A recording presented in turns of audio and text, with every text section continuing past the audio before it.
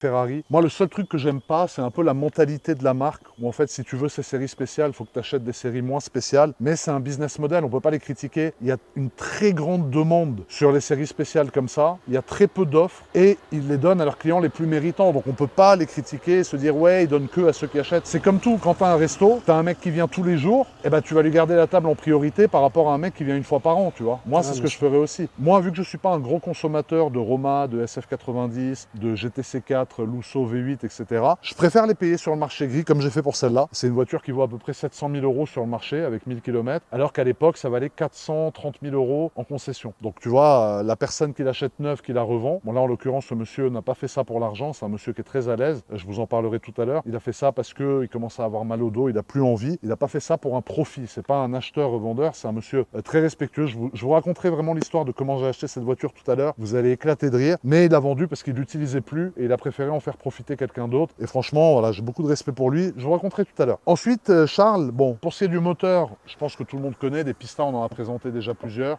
720 chevaux, V8 biturbo. C'est le dernier V8 en série limitée Ferrari. Il y a eu la F8 Tributo après, mais qui était une voiture qui était produite en grande quantité, frérot. Et ensuite, malheureusement, on est passé sur les 296 avec un V6 hybride. Moi, personnellement, j'aime pas. Je critique pas les gens qui aiment. Je critique pas la marque. C'est des ingénieurs de fou. C'est des caisses qui sont ultra performantes. Et qui suis-je, moi, pour critiquer des mecs, voilà, les numéro 1 dans l'automobile de sport, moi je suis personne pour les critiquer, je donne juste mon avis, voilà, c'est pas une critique méchante, c'est juste mon avis. Pour ce qui est de l'intérieur, Carlos, regarde, panneau de porte tout carbone comme d'habitude, petit liseré jaune, frérot, ça c'est très important, c'est très sympathique, parce que tu vois, ça vient vraiment finir. Surpiqûre jaune sur la poignée de porte. Ça, c'est top aussi. Réglage de rétroviseur ici. Alcantara ici. On a l'entrée de porte qui est en carbone. Ça, c'est la poignée pour ouvrir le capot moteur. On a le pas de porte qui est en carbone qui est en option, bien évidemment. De toute façon, chez Ferrari, dès que tu vois du carbone, c'est de l'option. Et regarde-moi ce siège. Alors, regarde, Charles, tu peux... Je sais pas à quoi ça sert de faire ça, mais en tout cas, tu peux le faire. Regarde comme c'est beau.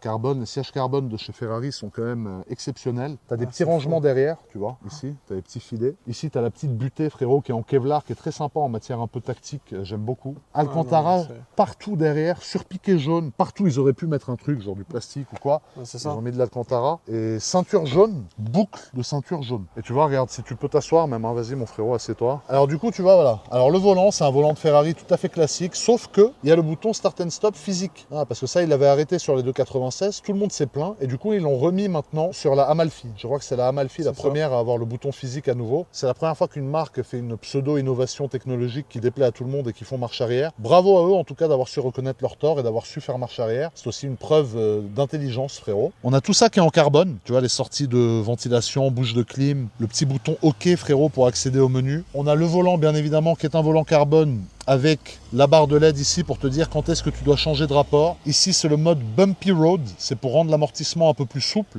Et regarde, au niveau de ton genou, Charles, la boîte de vitesse. Voilà. Alors ça j'adore. Ça, c'est une magnifique pièce. Hein. Ouais. Depuis la 458, non, c'est ça? Ouais, parce que la Scuderia ne l'a pas. Et depuis la 458, F12 TDF, 812 Competition, 488 Pista. Ça, je trouve que c'est exceptionnel. Le fait qu'il soit suspendu en l'air comme ça, c'est tout simplement magnifique, non? C'est une super pièce, surtout en plus tout en carbone comme ça, c'est incroyable. Et le liseré jaune, t'as vu, il est beau le gros liseré jaune qu'il y a sur le tableau de bord là. Ah, qui traverse de fond en comble. Effectivement, c'est vrai que ça te donne une vision qui est parfaitement équilibrée entre le jaune et le noir. Non, la caisse a été spéquée à la perfection. D'ailleurs, le monsieur à qui j'ai acheté, c'est un monsieur qui a beaucoup de goût dans les voitures. Je vais vous en parler tout à l'heure, qui a eu énormément de voitures. Et regarde les sièges. Alors les sièges, si tu veux, donc c'est un mix entre de l'Alcantara, du cuir pour le liseré et une matière un peu tactile, pardon, ici, un peu Kevlar, tu vois, un peu finition Kevlar. Moi, j'adore. Avec le cheval brodé Ferrari pour les michetots, frérot, les immenses chouins, que ça soit homme ou femme, hein, parce qu'il y a des michetots hommes et femmes. Il n'y a pas que des femmes qui sont des michetots. Ouais, ça, faut qu'on en parle, Carlos, hein, parce que bon, les michetots hommes, on les connaît aussi, hein, frérot. Hein.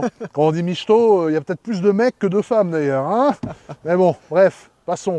Et regarde, quand tu vois l'intérieur d'ici, c'est pour ça que je te dis que cette voiture est sublime quand elle est ouverte. Parce qu'en fait, quand elle est ouverte, bah, du coup, tu as tous les détails sur l'intérieur qui réapparaissent, tu vois. Bah, ça fait une globalité qui est incroyable, en fait. Ouais. Bah, c'est ça, tu vois, regarde d'ici, parce que t'es pas du bon point de vue, regarde. Tu vois là, en fait, tu as le mix entre les sièges, les ceintures, le liseré et les bandes, tu vois, qui continuent derrière. Et il y a un truc que j'aimerais vous montrer, la famille, c'est comment est-ce que cette voiture se décapote et se recapote. Vous allez voir que c'est un système très ingénieux. Charles, tu te mets en 3/4 plutôt ici. Regarde-moi ça, Carlos. Technologia. Regarde, faut la démarrer. Regarde maintenant. Technologia. Regarde le système, Charles, viens leur montrer, frérot. Tu vois, en fait, ça, c'est l'intérieur du toit avec ma crotte de nez, là, qui est collée, tu vois, il y a ma crotte de nez, là. Tu vois, ça, c'est le plafond, en fait, tu vois. Et regarde. Donc, tu vois, ça se lève. Le toit en hardtop vient se mettre ici. Et tu vois les bandes, là? Ah ouais, ah oui, c'est magnifique.